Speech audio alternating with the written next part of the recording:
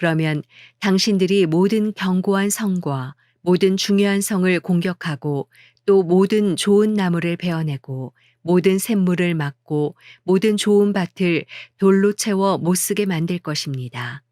이튿날 아침 곡식 제사를 드릴 때 갑자기 에돔 쪽에서 물이 나오더니 그 땅이 물로 가득 찼습니다. 그때 모압의 모든 사람들은 그 왕들이 자기들과 싸우려고 올라왔다는 말을 듣고 갑옷을 입을 수 있는 나이부터 그 이상의 모든 사람이 다 모여 국경에 섰습니다. 그들은 아침 일찍 일어났습니다. 해가 물 위를 비추고 있었는데 건너편 모압 사람들에게는 그 물이 마치 피처럼 붉게 보였습니다. 그들이 말했습니다. 피다. 저 왕들이 분명 자기들끼리 싸우다가 서로 죽였나 보다. 모압 사람들아, 이제 가서 약탈하자. 모압 사람들이 이스라엘 진영에 들어가자 이스라엘 사람들이 일어나 모압 사람들과 싸웠습니다. 그들은 도망치기 시작했고 이스라엘 사람들은 그 땅에 들어가 모압 사람들을 죽였습니다. 그들은 성들을 무너뜨리고 비옥한 밭에 각 사람이 돌을 던져 밭들이 모두 돌밭이 되게 했습니다. 그들은 샘들을 다 막았고 좋은 나무들을 다 베어버렸습니다. 그들은 기라레셋의 돌들만 남겨두었는데 그마저도 무림매를 가진 사람들이 둘러싸고 공격했습니다. 모압 왕은 전세가 당해낼 수 없을 정도로 기우는 것을 보고 칼을 찬 700명의 군사들을 데리고 에돔 왕이 있는 쪽으로 뚫고 나가려고 했지만 그 역시 실패하고 말았습니다. 그러자 모압 왕은 왕위를 이을 자기 마다들을 데려다가 성벽 위에서 번제를 드렸습니다. 그곳에 이스라엘을 향한 분노가 하늘을 찔렀습니다. 그러자 이스라엘 사람들은 그곳을 떠나 자기들의 땅으로 돌아갔습니다. 열왕기하 4장. 예언자의 제자들의 아내들 가운데 어떤 여인이 엘리사에게 울부짖으며 말했습니다. 선생님의 종인 제 남편이 죽었습니다. 선생님의 종이 여호와를 경외한 것은 선생님이 아실 것입니다.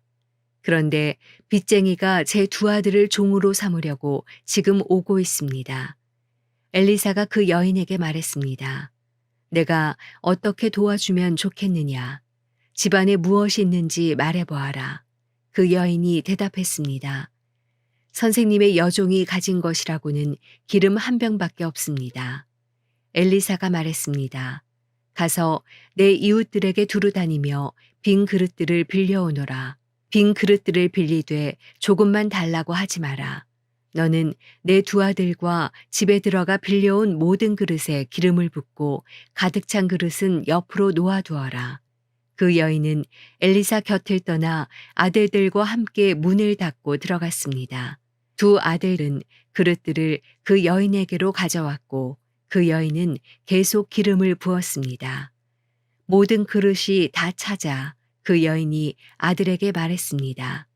그릇을 더 가져오너라. 아들이 대답했습니다. 남은 그릇이 없습니다. 그러자 기름은 더 이상 나오지 않았습니다.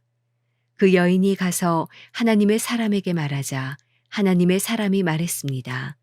가서 기름을 팔아 내 빚을 갚아라. 남은 것으로 너와 내 두 아들이 살 수 있을 것이다. 어느 날 엘리사는 수넴에 갔습니다. 거기에는 한 귀부인이 있었는데 그 여인이 엘리사에게 음식을 먹으라고 권했습니다. 이렇게 그는 그곳을 지날 때마다 거기에 들러서 먹곤 했습니다. 그 여인이 남편에게 말했습니다. 그가 하나님의 거룩한 사람인 줄 압니다. 그가 우리에게 자주 들르시는데 우리가 하나님의 거룩한 사람을 위해 옥상 위에 작은 방 하나를 만들고 침대와 탁자와 의자와 등잔을 마련합시다. 그가 우리에게 오실 때마다 머무실 수 있도록 말입니다.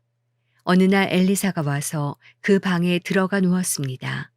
엘리사가 종 게하시에게 말했습니다. 수넴 여인을 불러라.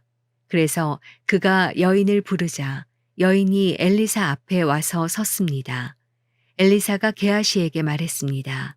저 여인에게 당신이 우리를 위해 이렇게 정성을 다해 수고했으니 우리가 당신을 위해 무엇을 해주었으면 좋겠는가?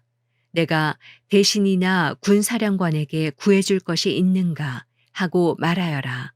여인이 대답했습니다. 저는 제 백성들 가운데서 살아가는데 어려움이 없습니다. 엘리사가 물었습니다. 저 여인을 위해 무엇을 해주는 것이 좋겠느냐? 게하시가 말했습니다. 글쎄요, 저 여인은 아들이 없는데 남편은 나이가 많습니다. 그러자 엘리사가 말했습니다. 여인을 불러라. 그가 여인을 부르자 여인이 문간에 와서 섰습니다. 엘리사가 말했습니다. 내년 이맘때쯤 당신이 아들을 품에 안게 될 것이요. 그러자 여인이 말했습니다. 하나님의 사람이여, 주의 여종을 속이지 마십시오. 그러나 여인은 임신했고 엘리사가 말한 그때가 되자 아들을 낳았습니다. 그 아이가 자랐습니다. 어느 날 아이는 아버지와 함께 곡식을 거두는 곳에 나가 있었습니다. 그가 아버지에게 말했습니다. 내 머리야, 내 머리야. 아버지가 종에게 말했습니다. 아이를 어머니에게 데려가라. 종이 아이를 업고 아이 어머니에게로 데려갔습니다. 아이는 정오까지 어머니의 무릎에 앉아 있다가 죽고 말았습니다. 여인이 올라가 하나님의 사람의 침대에 아이를 눕히고 문을 닫고 밖으로 나갔습니다. 그가 남편을 불러 말했습니다. 종 한 명과 나귀 한 마리를 보내주세요. 내가 빨리 하나님의 사람에게 갔다가 돌아오겠습니다. 그가 물었습니다. 왜 오늘 가겠다는 것이오? 초하루도 아니고 안식일도 아니지 않소. 그러나 여인은 걱정하지 마십시오. 잘 될 것입니다. 라고 말했습니다. 여인은 나귀의 안장을 얹고 종에게 말했습니다. 나귀를 몰고 달려가거라. 내가 말하지 않는 한 나 때문에 천천히 갈 필요 없다. 그러고는 길을 떠나 갈멜산에 있는 하나님의 사람에게로 갔습니다. 하나님의 사람은 멀리서 그 여인을 보고 그 종 게하시에게 말했습니다. 보아라, 수넴 여인이다. 달려가서 그녀를 맞고 당신 괜찮습니까? 남편은 어떻습니까? 아이는 괜찮습니까? 하고 물어라. 여인이 대답했습니다. 다 괜찮습니다. 여인은 산에 있는 하나님의 사람에게 다가가서 그의 발을 세게 붙잡았습니다.